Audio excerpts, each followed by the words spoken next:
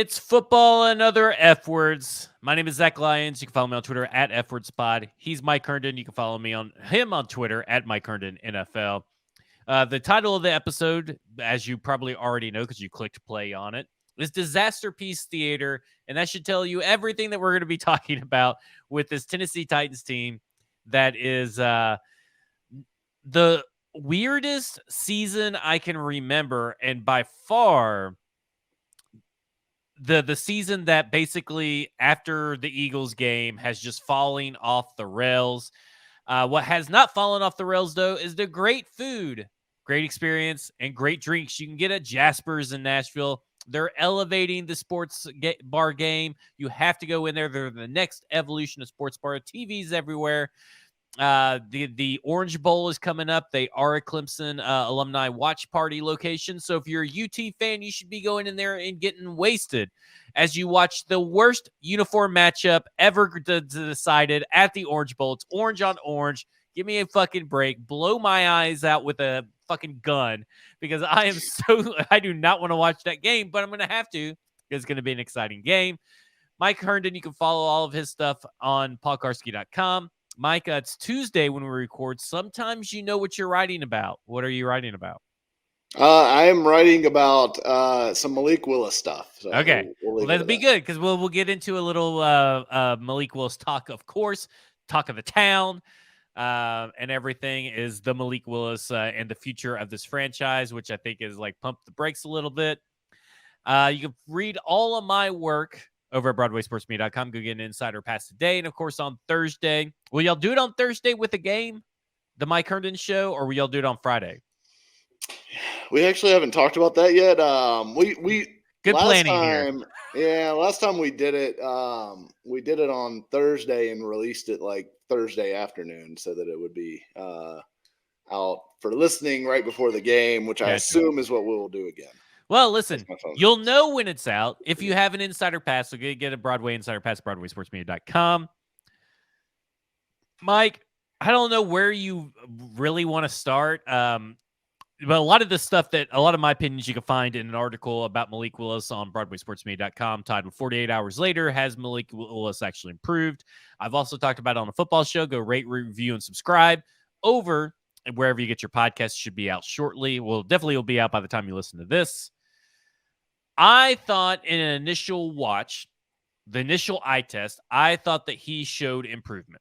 Now, there were some lingering things, but I thought for the circumstances that he was surrounded with, including his offensive coordinator who decided to move away from RPOs for whatever reason, I just will never understand, and not use any of the weapons that they have used the last few weeks, and behind a poor offensive line, I thought that he showed growth in things that we wanted to see growth from him.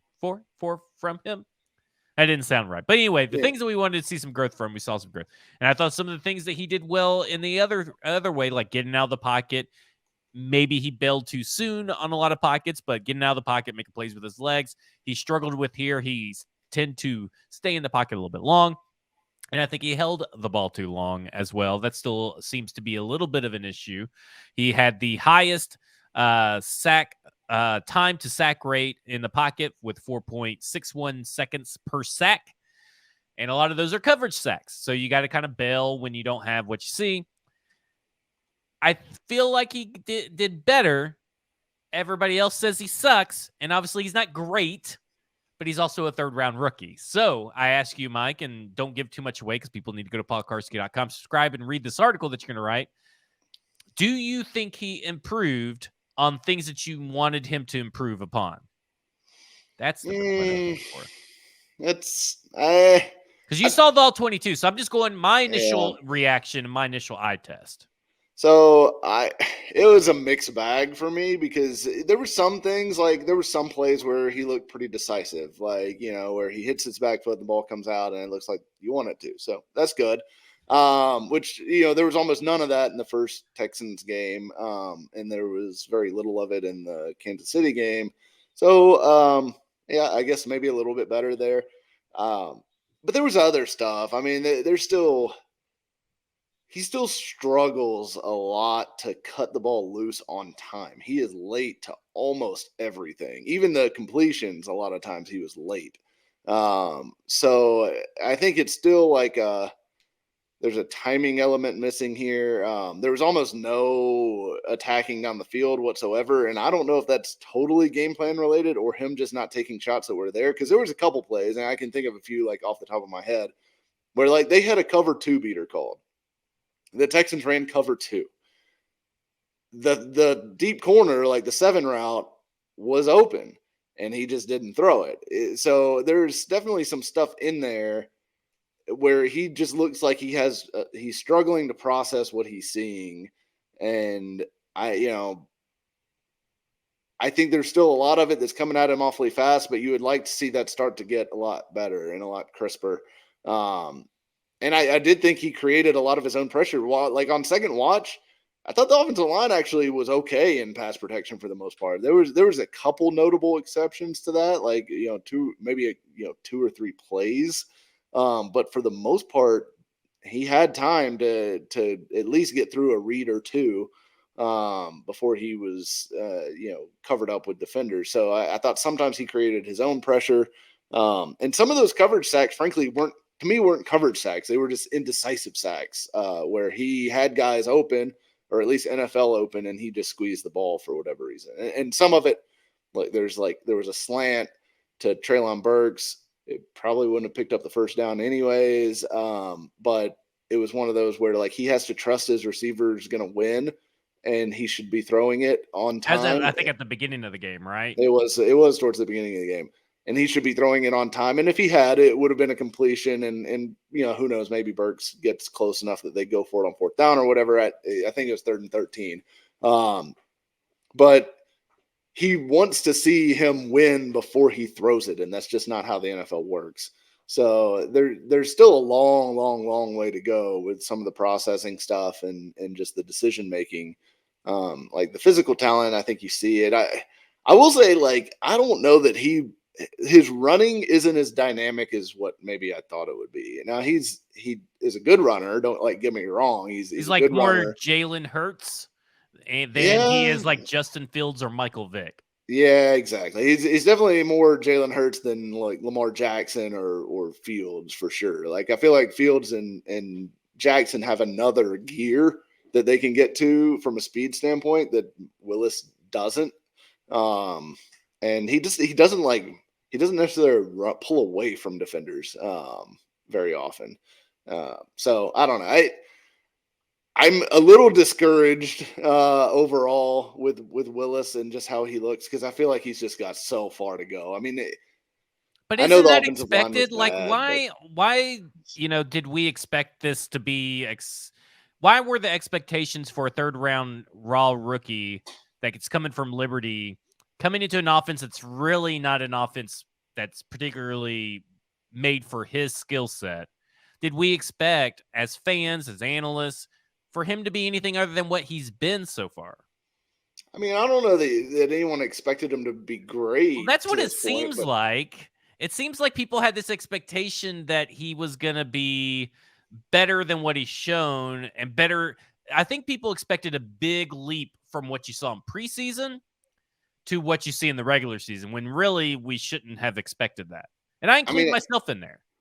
I think the issue is, regardless of what your expectations were, he's yet to throw for 100 yards in an NFL football game, and he has had 3 full starts to try to do so. And it's not like the Texans or the 85 Bears or anything. Like, this is one of the worst defenses in the NFL. And they just couldn't move the ball. I mean, Henry ran the ball well. They obviously they ran it well with Burks. They ran it well with Willis at times too. So the running game was good, and that's great, but they could not throw the ball consistently enough. And I mean, at the end of the day, like, yeah, he's had 3 starts. None of them he's exceeded 5.5 yards per attempt. He's yet to throw a touchdown pass. He has not hit 100 yards. Like I said, those are alarming numbers. Like if Kenny Pickett, or whoever else you want to put in there, if Sam Howell was the quarterback here and he was putting up those numbers, everyone would be going, what's going on here? Like this is bad. Because you see guys, I mean, like Baker Mayfield. Can I say something? What's the difference between 99 and 100? Okay, I mean, sure, You know what I'm saying? Like, but I less mean, than 100, I don't like that. 100 yards would be bad. I just don't like that. I understand, but I understand that. Like, I understand. Okay, yeah, if he was just at 100 yards, that'd be bad. Ryan Tannehill just threw 165 yards. Like, to me, it's like, get to 200 if you want to be, a consistent quarterback. I get that. But I hate the stat that, well, he hasn't thrown for 100 yards. He threw for 99. If he threw for 100 exactly, would you really fucking care? No, you would say, it wouldn't make any difference. Yeah. But you could say that for any number. That's more of a stat that, like, it's one of those things where it just gets under my skin. Like, that's not the issue, right? The issue is he's a third round rookie who is not developing at the pace that everybody wants him to develop at. And he got put behind. He did his best passing performance behind the worst offensive line and only targeting Chig twice and only targeting Treylon Burks 3 times.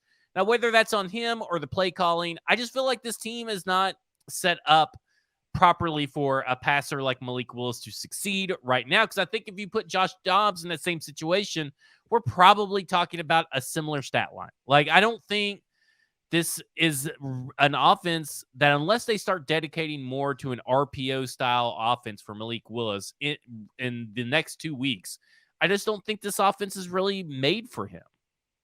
I mean, I agree with that.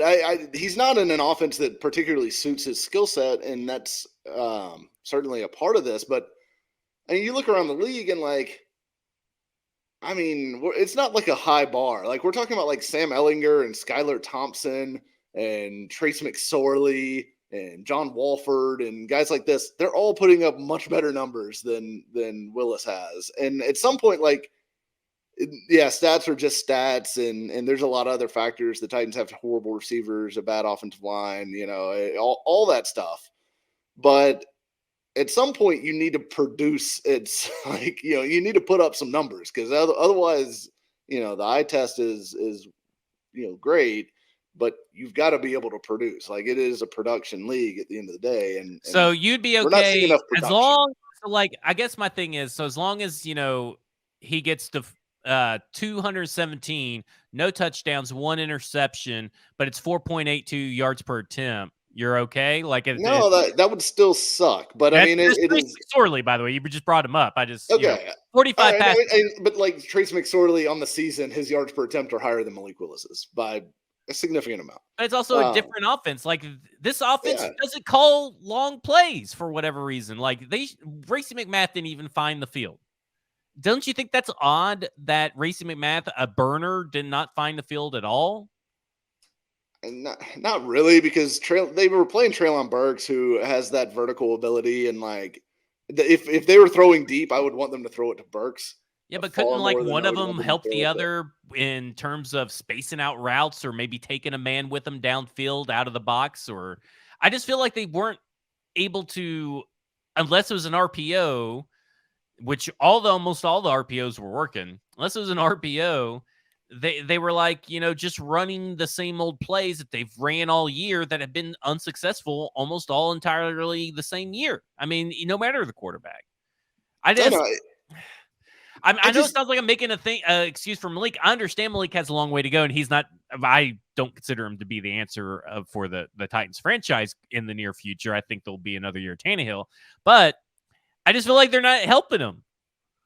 Well, they're not, but he's not helping himself either. And that's the thing with the problem. Like, that's what I think. So they're basically nobody's helping anybody. And yeah, I think it's a two things can be true at once thing, right? Yeah, like, don't you think it's like, though, like, it's hard for a rookie to pull himself up? I mean, I know he's a big religious guy. Maybe he's expecting prayers to work or something. I mean, Bryce Perkins, a rookie for the Rams, going in there has put up better numbers. Like, it is. I'm just saying, it's been dreadful. Like, the production has been dreadfully bad. It is terrible, terrible. Okay, Bryce Perkins, his 2 starts, 64 yards and 100 yards. But hey, you got that touchdown. Hey, he hit 100. I mean, 100 exactly. But that's where he is. Like, he's in there with like the Bryce Perkinses, like the undrafted rookie quarterbacks and people like that. I mean, it is really, really low. And I understand all the supporting cast stuff. I totally get that. I don't want to like make it seem like I'm just hand waving that, but it's not good. It's just like he has not been good. There's no other way to put it. Now, could he get better? Certainly, there's always the opportunity for guys to get better if he's working hard with it, and can get over the hump at some point with some of this processing stuff. And it sounds like, based on comments from coaches and people at practice, that he's looked better. He's made improvements in that department. It just didn't really show up that much on the field against the Texans to me. He doesn't get to play the Titans defense. The pass defense. Well, the Titans defense is better than the Texans defense. That's the thing. The pass defense? Yeah. It's close. Yeah. But it's I don't know.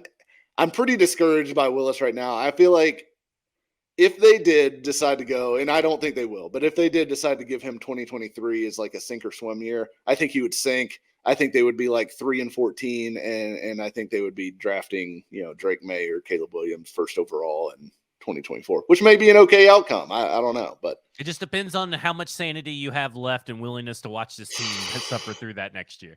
So, So at the end of the day, you feel that Malik Willis should have to overcome coaching and should have to overcome his surroundings and be an all-star every week. So that's doesn't have to be an all-star. Just be better than Bryce Perkins, please. Get one more passing yard. He would have had. Hey, listen, he would have had 119 if Nicholas Petit-Frere didn't have a holding call.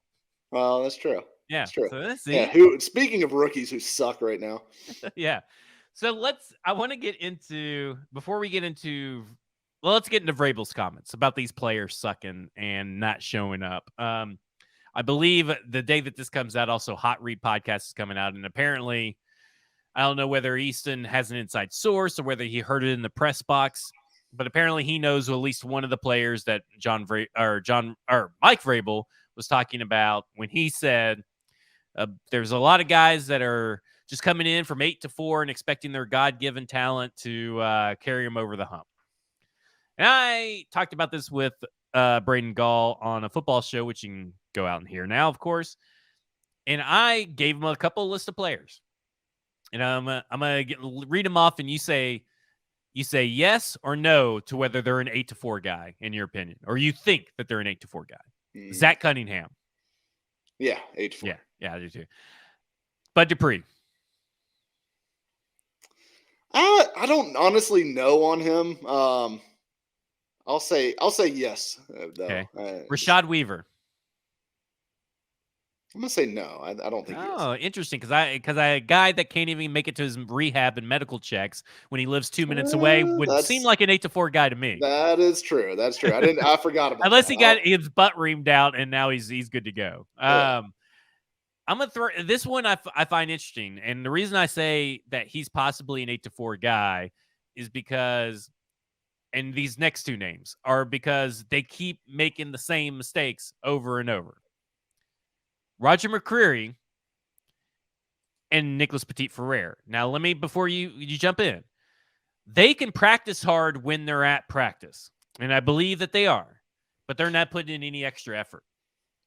Yeah, I buy it maybe more with Petit-Frere than I do with McCreary. I still think McCreary's pretty good. Now, like, some of the stuff, not getting the head around and things like that, like it's painful to watch, but I think at some point that's a rookie cornerback making rookie cornerback mistakes. And you'd hope he'd be better by this point in the season, but it's not like he's been terrible all year. He just had a really good game against the Chargers a week ago. Petit-Frere, to me, he has been getting beaten inside on outside zone runs by the same fucking move all year long. It happens at least once a game, and it is always a negative play, and it drives me nuts to see it because it's like Dennis Daly getting beat inside with chip help. Nicholas Petit-Frere does the same thing, except it's with run plays, and anytime he's got like a 5 technique on him that tries to jump inside, he gets destroyed. Like, if I was a 5 technique, I'd just jump inside all day on Nicholas Petit-Frere because he cannot handle it. He cannot react, and he just, like, totally whiffs. He just seems to be one of those guys that gets into like that. It's almost like a trance. He gets on autopilot and is like going through the motions and doing his thing and whatever, and forgetting it, like, and it slows his reaction time down to like, oh, this guy did something I wasn't expecting him to do. Oh shit, I should probably react. There's like this buffer period of him reacting to guys doing something unexpected that is problematic and does not seem to be going away. Okay, last one, Dylan Radins. Not an eight. He is definitely an 8-4 guy, right? 100% an 8-4 guy, because you know if he would have came in and put in extra effort, they probably would have put him in. Like he just seems like a very laissez-faire attitude. I would think so, yeah. Okay. So the 8-4 comments I thought were huge. In fact, I did a solo show on Saturday night because I just thought they were so big, because they are. And I think that he did a piss poor job trying to backtrack and say that he didn't mean it. But he even says on Monday, which he said a lot of stuff on Monday, that has been, he wouldn't tell the media and the fans anything in these press conferences that he hasn't already had as a message to the players. And we know that Big Jeff made similar comments heading into this Texans game about players not coming in early enough and not doing this or that. When do you think this started because of the losing streak, or do you think this started and it created the losing streak? Because here's my thing. I think a couple of these veterans, particularly Zach Cunningham, and I do think Bud Dupree, but Zach Cunningham at least has priors on his record that he gives up on teams and gets lackadaisical. Yeah. And I think that at some point between being injured and seeing this team start to go on a losing streak, he's just given up. And I think a few players have given up. And so I ask you, what is your take? Do you think it's started before the losing streak and this is just the player personnel he's been struggling with all year, and it just kind of like the dam has broke. He's been holding it together with a Band-Aid, and the Band-Aid's flown off and the town is flooded?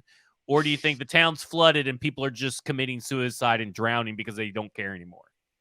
I think it is more something that probably developed during the losing streak, because I thought, look, they lost the Bengals game, but they played hard in that game. It was close. Like, it was back and forth. They could have just as easily won that game. And we know the Bengals are a really good team. They lose that game, and I almost wonder if it, because it was the Bengals, because it was on the same field that they lost the playoff game, last year on, if that didn't start to trickle in some of the self-doubt, because the very next week, obviously, they get blown out by the Eagles. And if it wasn't already sliding off the rails at that point, it was fully off the rails, because then they fired John Robinson, and it just seems like it's been utter chaos since. And to me, it's somewhere between that Bengals game and the Eagles game when some in that locker room appeared to lose interest or lose faith in this team having like the ability to get over whatever has been ailing them recently. And whether it was just the injuries have mounted up to the point where like, hey, we ain't got the guys anymore to do it. But you wouldn't think that would affect guys that are on the field, though, because you're still on the field. You still got to go show up and try to get it done, and take on more, if anything, with other guys out, and it just has not happened. So I think the losing streak probably caused some of the 8-4 stuff, in my opinion, but that's totally guessing based on just the nature of the streak and when certain events occurred. I want to ask something, because I thought this was an interesting topic that was brought up in my mentions, and I want to broach the subject with you. Do you think the players, knowing that if they got a DUI, that they would most likely have the hammer brought down on them by the NFL, especially if the speeding was involved, especially after Henry Ruggs, and seeing that Todd Downing, who is not good at his job, keep his job after a DUI, knowing that if they weren't good at their job, or even if they were very good at their job, they may get suspended? Do you think that has put a damper on this whole locker room issue? Because if you're talking about, right after the Green Bay game is when this losing streak is starting, do you think that's all tied together? Maybe it does for some guys, but I feel like for the most part, at least your higher end guys, like yes, the league would punish him, but the league is still going to punish Todd Downing if he is found guilty and convicted of this DUI. It is going to come with some sort of suspension, which would fall under the league, personal conduct policy and everything, just like a player would.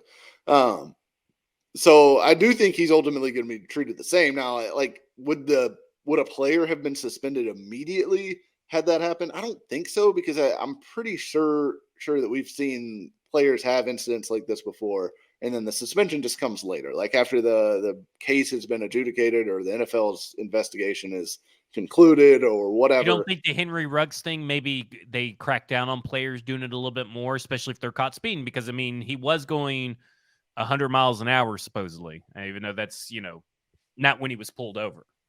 Yeah, I mean, I don't know. I guess I don't know that we have any cases that show that to be the case where the NFL would suspend a player immediately upon a DUI with speeding post Ruggs. Like, I don't know. I can't think of any that. But do the players know that? Like, see, that to me is what you got to keep in mind from the player's perspective. I mean, I don't know. I don't know how. I mean, I always think it's amazing how clueless players are about stuff that happens in the league that they play in at times, where it's like you don't know that, or you don't understand that, or whatever. But that it's entirely possible that they're looking at that plus the performance of the offense, especially guys on the defensive side of the ball, and maybe some guys on offense too. I don't know, but in saying, well, if he's not going to be held to the same standard, then why should I, or whatever? Right. I mean, it's certainly possible. I don't think it's justified, but I think it's possible. Okay, so on Monday, Mike Vrabel was asked by Terry McCormick, I believe. Terry said, a few weeks ago, you said this team has the confidence in itself to pull itself out from the losing streak and get a win. Does this team still have that confidence? And I may have messed up the wording a little bit, but that he basically said, do they still have the confidence they had a few weeks ago? And Mike Vrabel danced all around it. He didn't say, yep, they still have confidence. He didn't say, yeah, yes, you got it. They sure do. He didn't say anything. He danced all around it, went on this big, long tangent to avoid the word confidence and yes, talking about preparation and all this stuff. So I ask you, Mike, purposeful, coach speak, and do you think this team has confidence? Because I do not think this team has confidence right now. I don't think they have any confidence. I mean, they haven't won a game in a month and a half, and they just lost to the Houston Texans at home. I mean, if they have any confidence, it's not well founded. Now, maybe guys like Jeffrey Simmons and Kevin Byard have personal confidence in themselves, but I think they're probably, even those guys are probably lying to themselves if they're out here saying that they think this team's going to get it right and figure it out. I mean, I think maybe they think they could play well, but this team deserves zero confidence from anybody. None. I mean, I agree. Like, I struggle with all these things that Mike Vrabel is saying, and then having faith that this team is going to coach better, play better. Like, it doesn't sound like this team is really just they're done. Like, I feel like I think that, save for a few, of the front-facing defensive leaders that are throwing shit out there that doesn't fucking matter and doesn't really inspire any confidence, fake platitudes and words, which we'll get to in just a few minutes. I just don't think that this team can do it. So, we're at this point where we talk about this kind of stuff where, obviously the Titans can't do it. They're going to be out. They're not going to win this game. They're probably not going to win the Jaguars game, and it's probably for the best. Do you have any confidence that this team is going to play spoiler and this is a trap game for the Cowboys and the Titans are going to win? Hell no. I've already put my bet down on the Cowboys to cover, and frankly, I think I'm going to make a alternate spread bet that's like minus 25 or something like that.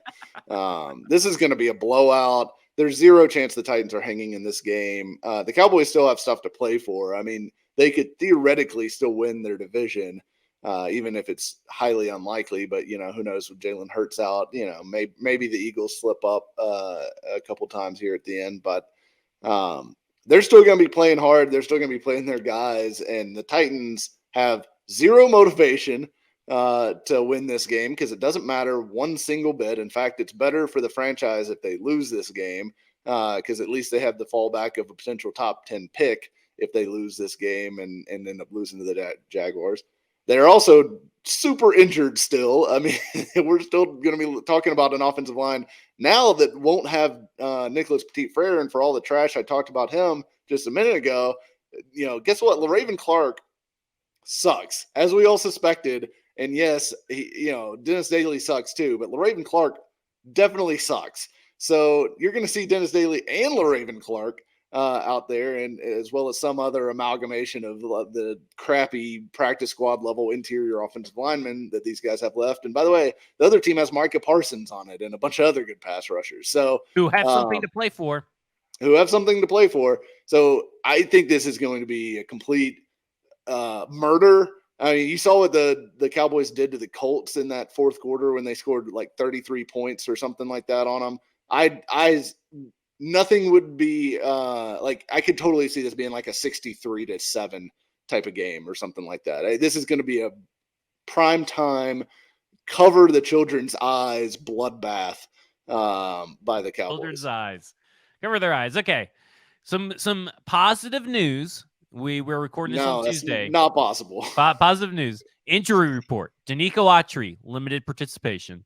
Christian Fulton, limited participation. Amani Hooker, limited participation. And I ask you, all three of those guys should rest, right? Yeah, all of them except for Derrick Henry, who I need to win my fantasy championship. No, Derrick Henry definitely needs to rest. Fuck your fantasy team. Hopefully, it's a Herndon Bowl, so go Internet Keith. But so I want to dive into this idea that it's a losing mentality and fans are losers for wanting certain players to rest and get healthy. Because in my mind, if you're going to bring in the word losing mentality, then you're completely ignoring why they're doing it. Because they're doing it because for some godforsaken reason, they think they can win in week 18 and they have to get in the playoffs to get embarrassed. They just have to creep in there to get embarrassed. And to do that, they need healthy players. And I don't know if anybody watches these games that says that this is a losing mentality and a losing strategy. But guess what? You can guarantee 3 or 4 people are leaving this game with injury against the Cowboys. Guaranteed.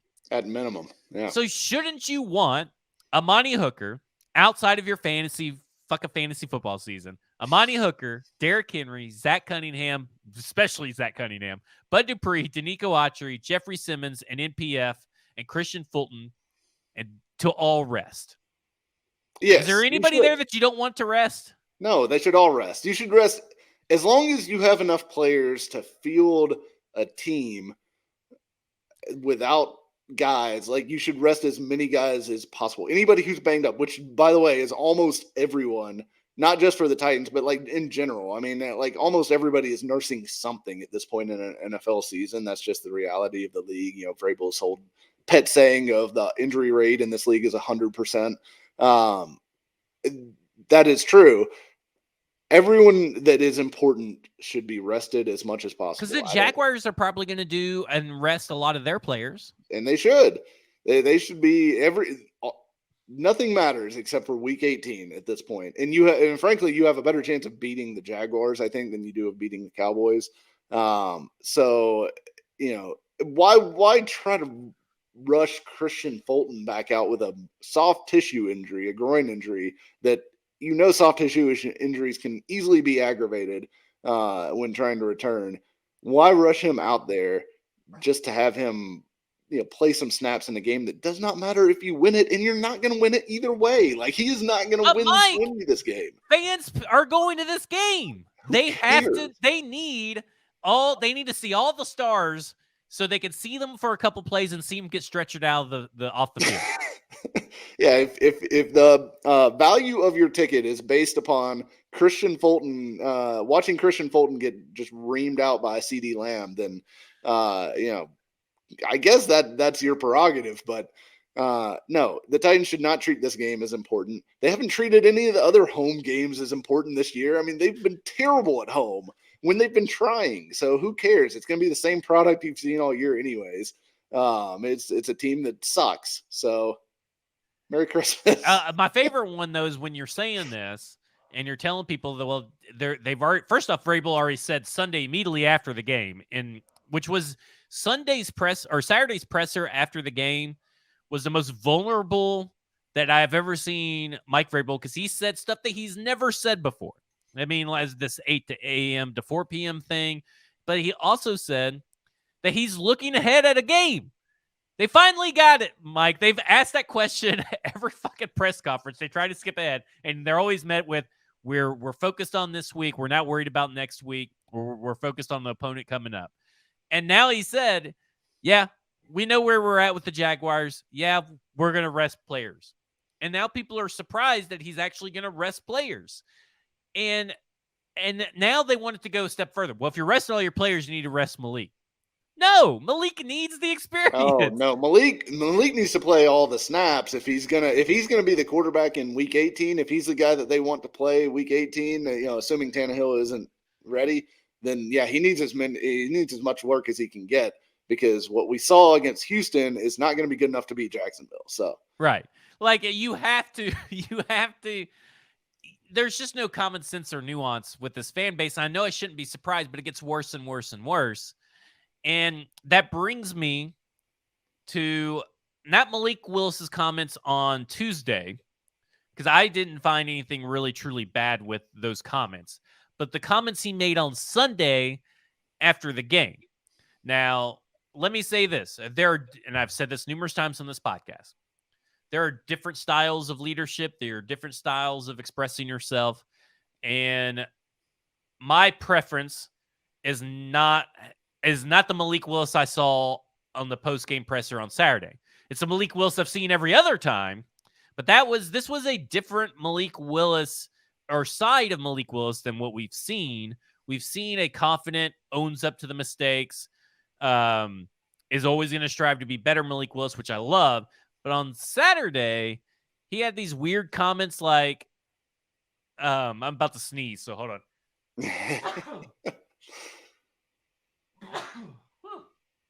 These comments like, well, I feel the same as if we won by 30. Like, but you didn't win by 30. And he's just like I'm just happy to be here. And, God bless, #blessed, and all this kind of stuff, which I hate. Like, that is maybe, and if that's the real him, that's the real him. And I'd have to reconcile that and have to keep that in my mind. But that is not my style. And there are people fawning over these comments while simultaneously bashing Ryan Tannehill because he had the strength to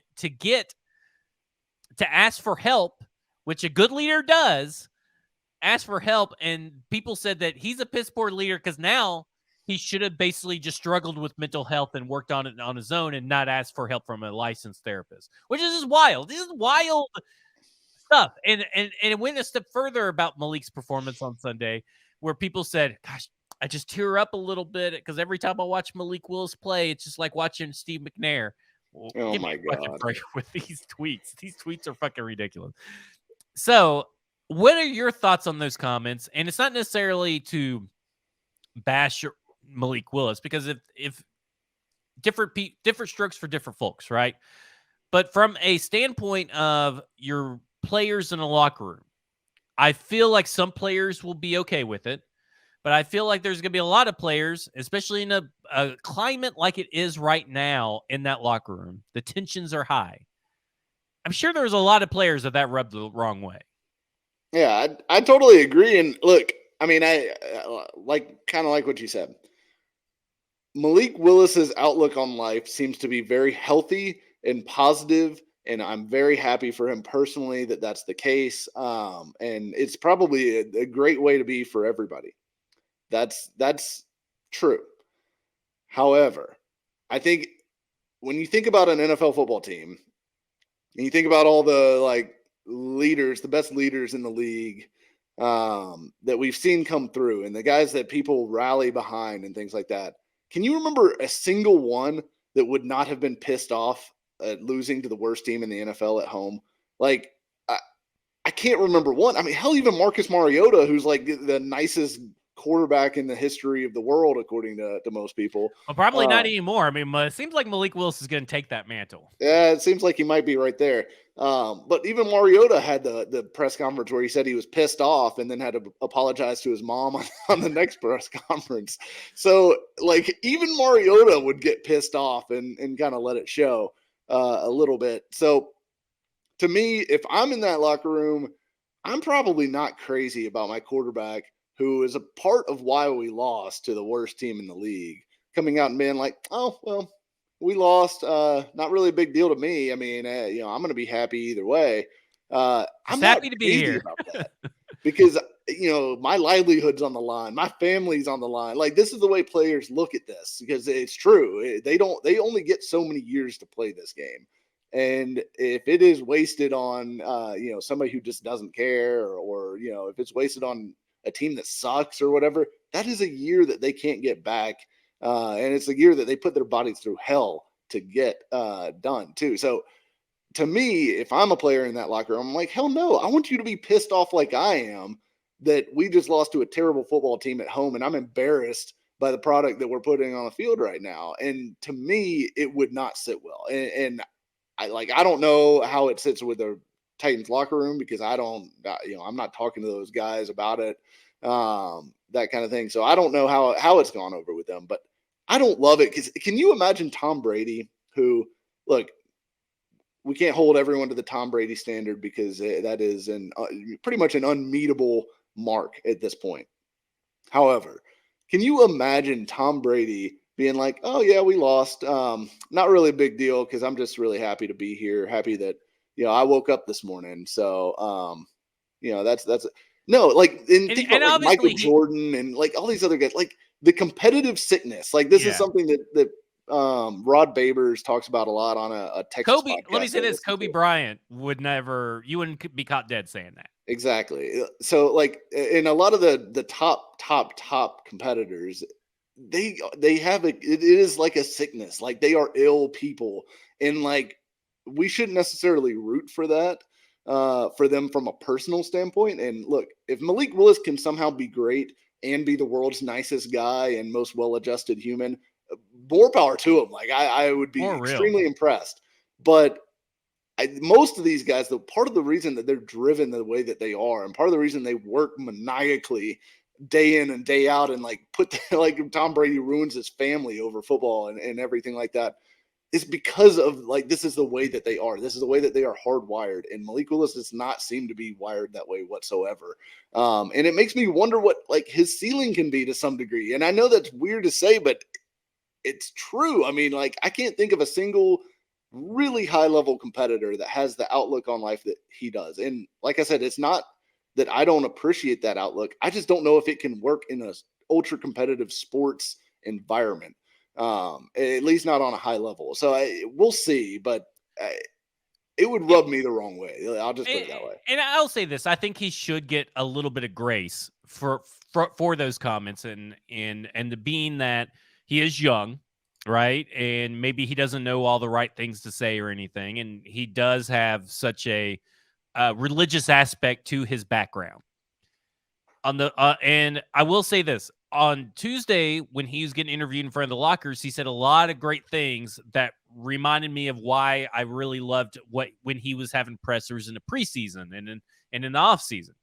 I think this is just really one slip up. So I don't think it's a necessarily he's splintering the locker room or anything, but I do think that he needs to learn. I'm sure he's probably learned, because we know by his comments today that he had a meeting with all the players leading up into this game, which I think is a great sign of the leader that he can be.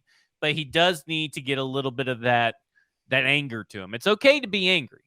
I mean, God was angry throughout the Bible a lot of times, so it's okay to be angry. Yeah, play with a little bit of edge. Lead with a little bit of edge. I think you got to have that. Which leads me to the comments made by Kevin Byard and Jeffrey Simmons made on tweets, and everybody they're like, "Oh, thank you for coming out in the cold. Oh, thank you. We'll play harder. We appreciate you though, and we'll play harder. We'll play harder, guys." And everybody's just like, "Oh, we're just totally gonna forgive you for the fucking loss." And Kevin Byard getting spun around by some no-name tight end. Oh, it's okay, guys, because oh, we believe it. We believe you. I want players to stay off social media. I'm so sick of these players tweeting out dumb shit that doesn't mean anything. It harkens back to the days. It gives me PTSD when Taylor Lewan, wrote a thank you letter to Chandler Jones.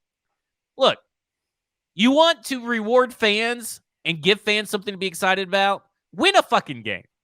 I don't care about these empty words about, well, we heard you out in the stands and we appreciate you. Well, fucking do something. Like, if that is the theme of the locker room, fucking do something. And I know the defense isn't really that much to blame, but they did give up 9 points in the fourth quarter. So spare me these fucking tweets and these fans cheerleading and celebrating all these dumbass fake positive tweets. Get pissed off, like we said about Malik Willis. Jeffrey Simmons, Kevin Byard need to be pissed off. They should, if you're going to tweet, say, hey, apologize to all the people that came out and wasted their time. Because let me tell you something, Kevin Byard already told you, do not show up. He told you earlier in the week, do not show up to this game. So I apologize. We fucking sucked. Just drop an F-bomb and just say we sucked. I mean, just fuck it. Just do it. Just be real. I feel that's so fake, and I feel fans fall into this trap of, oh, man, everything's better now. Like, give me a fucking break. Well, they're like, oh, maybe this is the turning moment. This is the turning point where this fucking tweet. They said, well, thanks for coming out. The most of what they heard from the fans in that game were boos. There was a lot of boos from what I heard on the TV copy, which thankfully I was just barely watching because I was doing family stuff, and that was a lot more enjoyable than watching that game. But it was it was a lot of boos that you heard, and rightfully so. And look, it should be 90% Cowboys fans in Nissan Stadium on Thursday, and I think it will be. And they'll hear some fans out there on Thursday cheering when the Cowboys are on defense. Yeah. What did you think about them postponing it for an hour? Because when that happened, oh my Lord, people were clutching pearls, Mike, like you wouldn't believe it.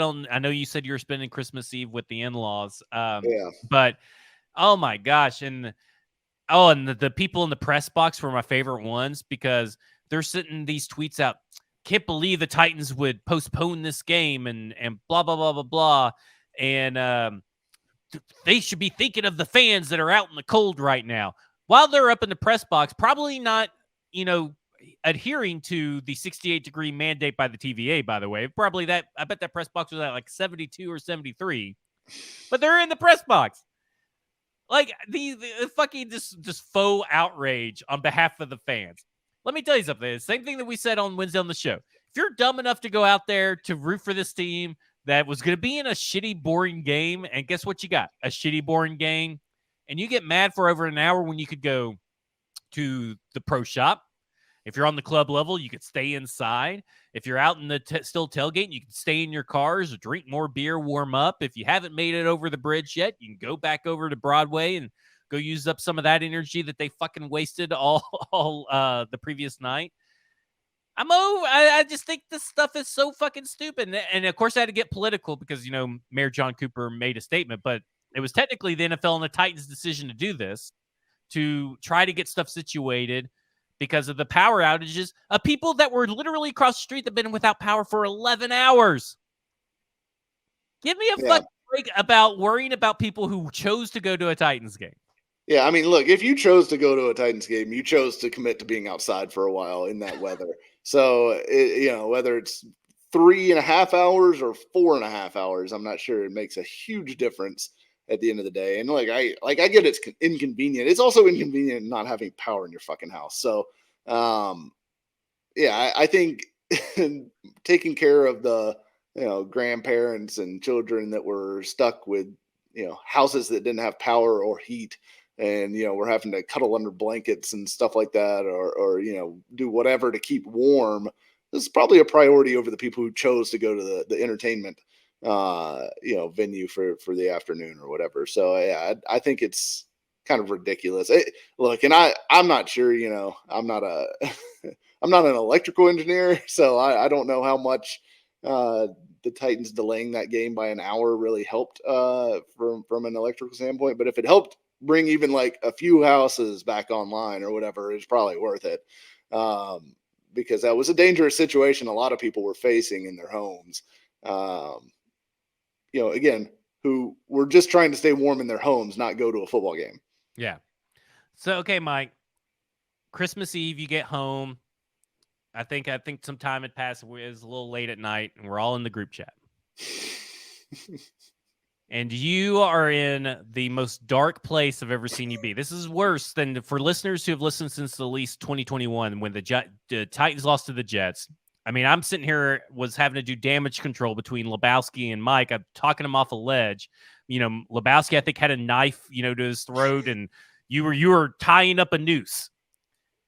But Saturday, Christmas Eve, you were in such a dark, terrible place that you essentially said, and I'm not making this up, that pretty much expect nothing but darkness and despair for at least 5 years. So you were done. Time has passed.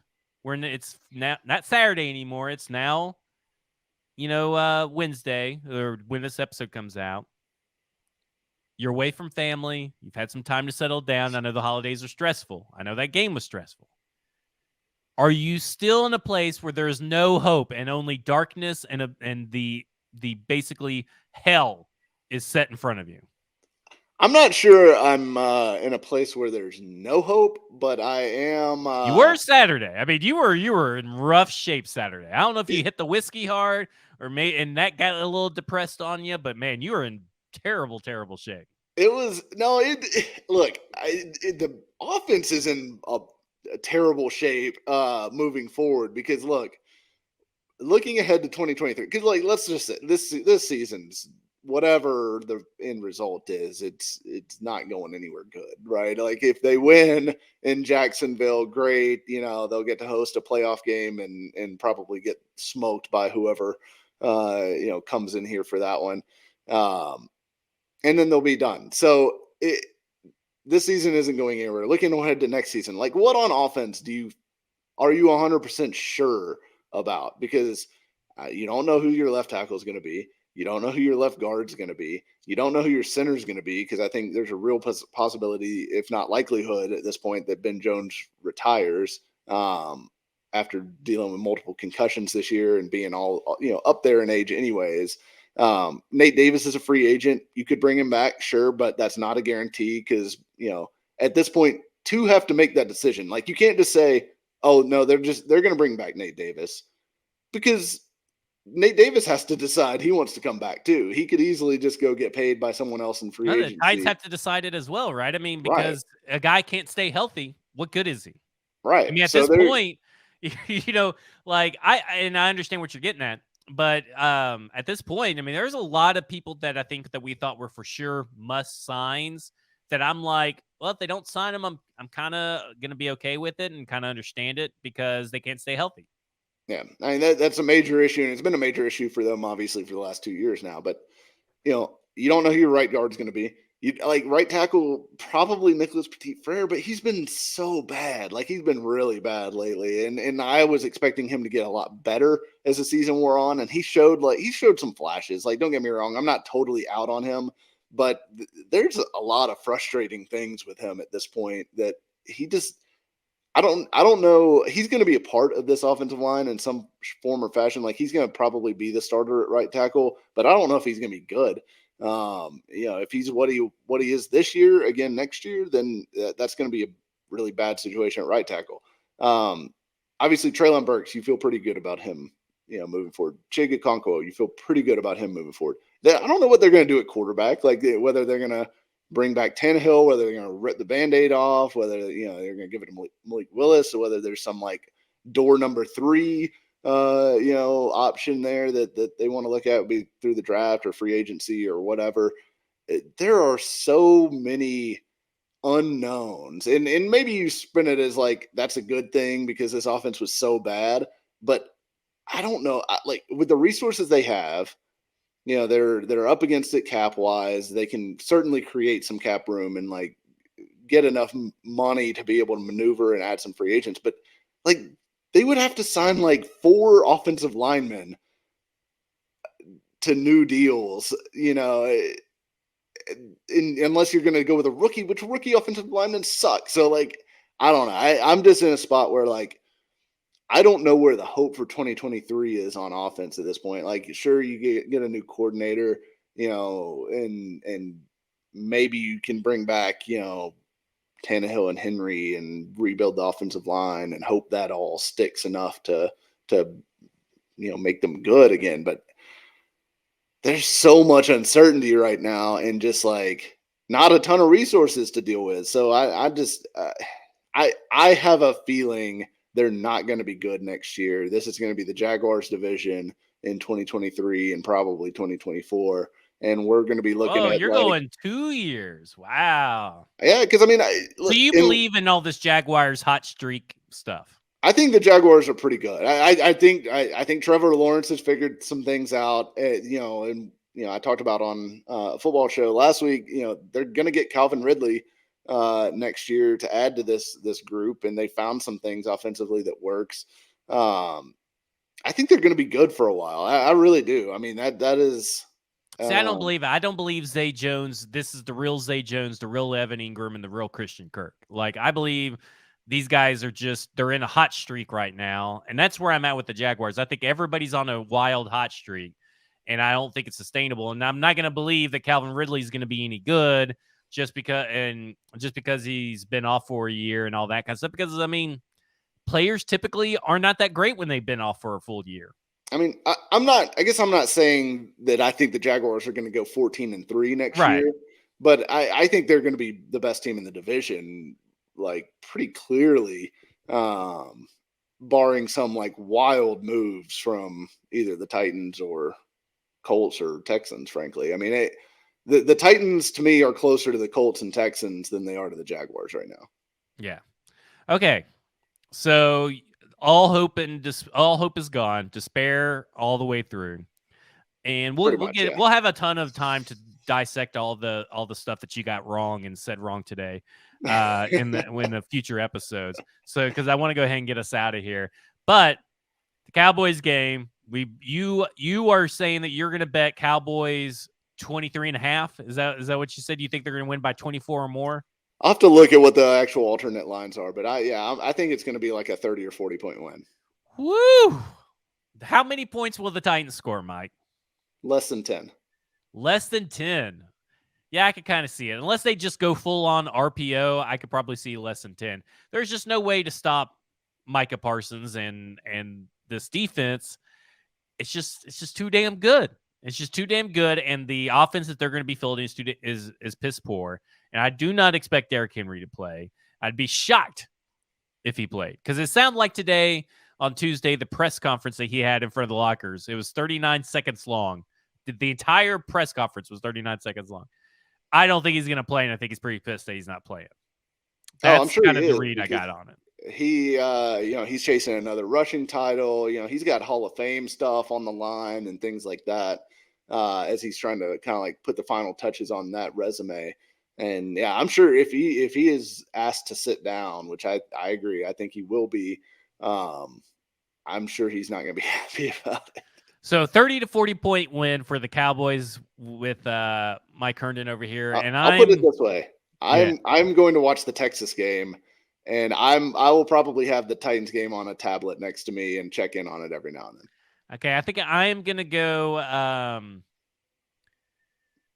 it's hard to say because I don't know if Danico Archer and Jeffrey Simmons are playing, but I think I'm going to go 35-10 is where I'm going. So 25 points. So still bet the 23.5. Yeah, I think I'm gonna go put that down right now. That will do it for us. We're not responsible if you lose money for betting 23.5, by the way. And please gamble responsibly, like 188 gambling, whatever it is, and all that kind of jazz. We can't be held responsible that you chose to spend your money on whatever joke that we decided to say here. That's on you. It's your money, your choices, your device, your decision.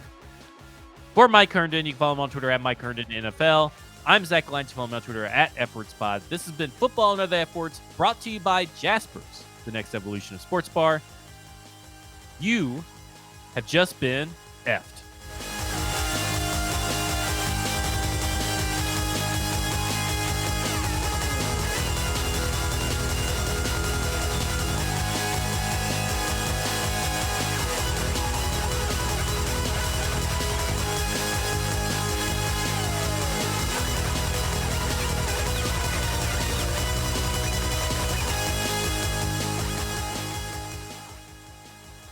A Broadway sports media production.